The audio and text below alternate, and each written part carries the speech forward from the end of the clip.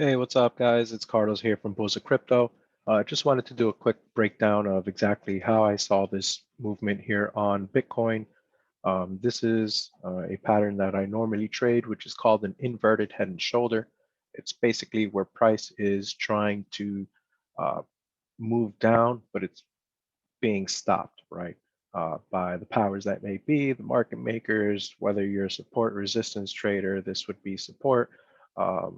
Whether it's the bulls, the bears push, I should say the bulls pushing up the market and bears trying to push it down.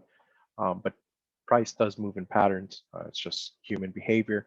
So you have to exploit those patterns. So what I trade here is the inverted head and shoulder.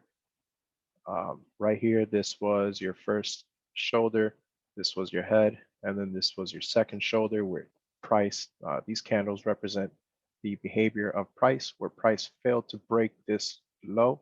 I'm looking at a weekly view, so they hit this low here, broke it, and then failed to break the low, and that was an indicator that price was going to rise. So over here, there's an inverted, this right here, again, first shoulder, head, second shoulder. Uh, and then this tool right here is called RSI or TDI for more of an advanced version, but it basically represents the closing of these said candles or price, I should say. It won't count wicks. It gives you a true definition of where price is really closing. So that's just one of my tools in arsenal that I like to use to try to see where price is ultimately going. And I had drawn out price in this little area here. I predicted this move here where this white box is. And as you can see, price has been going.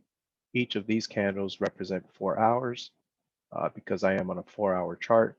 So as you can see, it's been a steady rise for quite some days now. So contrary to belief, um, Bitcoin or the crypto market in general does follow human behavior. There's a psychology to this, so you can definitely learn how the markets move and exploit that to your advantage. All right, thanks for watching.